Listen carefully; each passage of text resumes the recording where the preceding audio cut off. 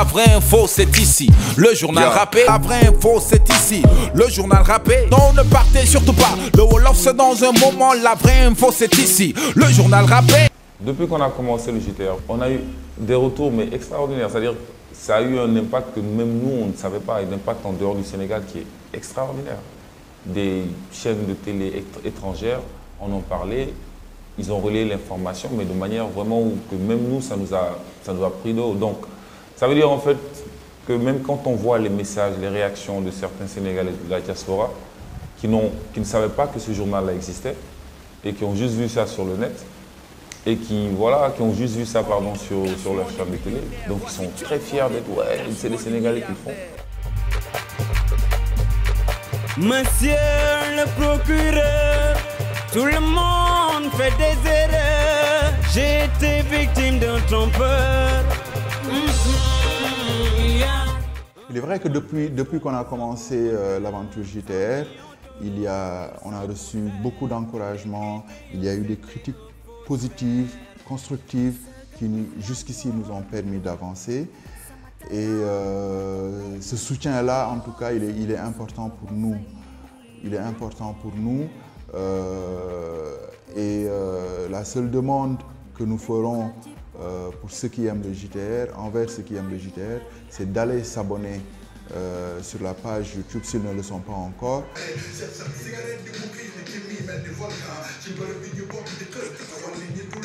De vraies mesures. Nous disons non, même le mur de Berlin est tombé. C'est de rek énergie gu sakkan doy ànd ak njëg gu wàcc waaye am fexe ba réew mi du amati jafe-jafe ci wow pàcc waaye problème bi central yooyu charbon la ñuy laaj. Nous disons non à ce mur, faut que l'État prenne de vraies mesures. Nous disons non mais le mur de Berlin. Mais non comment lii dem kaay toog rek di def ko. Mais su ma toog mu nice.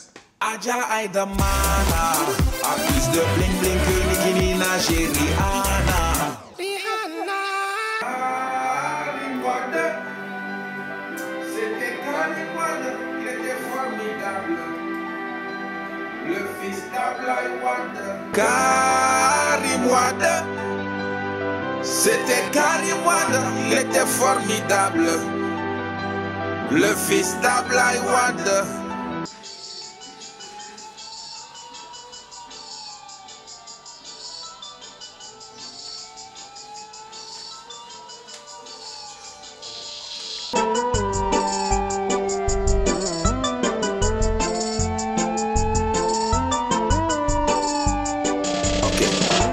Notre nourriture est pleine de goût artificiel, où les bouillons cubes ont même remplacé le sel. Souriez, la bichette avec l'APR. Je m'appelle Barthélemy le pistolero. Et j'ai le sang chaud comme Moustapha Cissé-Lo. Oh là, mais qu'est-ce que tous ces panneaux font là? Il est temps de nettoyer tout ça. Je m'en fous si ça ne vous plaît pas. Débarrassez-moi de ces tas de ferraille. Dans ma commune on ne vient pas mettre la bagage. J'appelle les caterpillars, ils vont tout raser. De toute façon je suis protégé, j'ai l'immunité. Au Sénégal on danse, même si on n'a rien on avance. On ne perd pas la cadence, flashback sur les modes. Depuis les indépendances, hommage à tous nos ingénieurs diplômés en danse. En 60, c'est le Ndaga, 70, Barambay, 80, ventilateur, 90, c'est le Mbaras, 2000, Moula Djegil, 2002, c'est le Djalgati, 2006, mayonnaise, 2007, c'était Ras, 2008, Rice Touch, 2009, Douana, 2012, Rice Touch gay, bon frère créé. Xaw ma jaar non buana munu mana buana nan la buana nga nan la non yow buana li nga xam buana waaw ba mooy buana nga nan lañ koy fecce nga ni Man bi ngay teg sa benn loxo ni nan la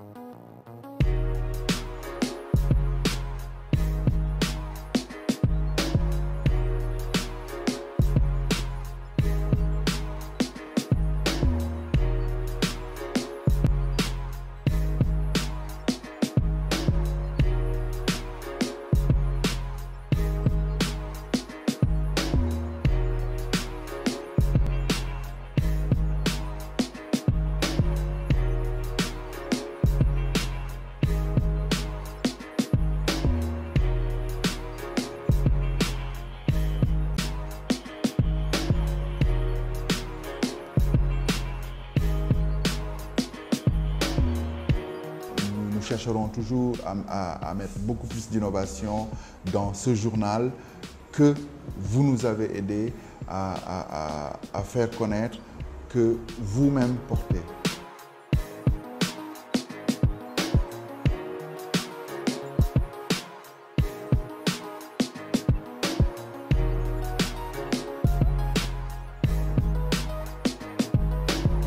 Parce que Sénégal tey ku ñu fi jiiñ milliard yow doonuloo teenu pétrole say tool yi maam bayuloo ko tey ñu xëy ne am ngay milliard foo ko jële fan nga koy jëlee fan gars yi fi ñu leen tëj ne yomb na de bu doon ne man la ña nga Kédougou barke alxuraanu kërim ña nga Kédougou di bay Kédougou lañ leen di yóbbu parce que nit ñi nekk en l'aise xam nga li nga may laaj nii tey waa ji bu nekkoon Kédougou doo am temps di ma ko laaj. Parce qu'il faut aussi nous apporter, nous envoyer des critiques. Comment est-ce que vous voyez les choses? Qu'est-ce que vous aimeriez qu'on améliore? Qu'est-ce que vous aimeriez qu'on enlève?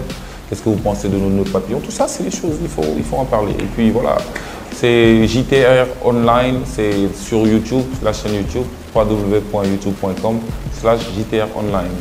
Et puis voilà quoi, la parole est à vous.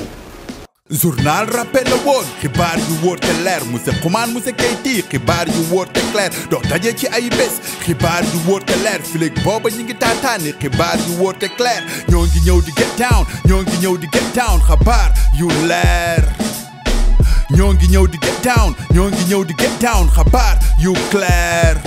Little Sénégal, on n'est pas dépaysé ici parce que le Wolof est légal. Soupe kanja, tchebu jonchu. Au menu des restos, on préfère le café Touba au Starbucks ou McDo. Tout y est possible, yes you can. yi lépp lum ci mënti doon wana ngeen jom def fula yëkkati raaya réew mi ñu xam ni buuru àll ñun la ay royukaay ngeen gëm te ñafe ngeen ñu jàngal ma ki nag digé na ko moo ne dina leen sargal. Édition spéciale, le JTR se féminise, je veux dire se bonifie, Claire de Xuman et Keyti.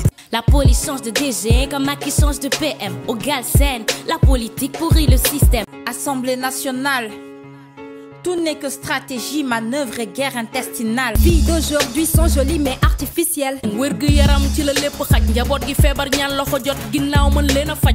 coow li ba tey jeexagul ku nekk a ngi laajte fay Biram Penda waagaan loo def ba Macky di la wàcce.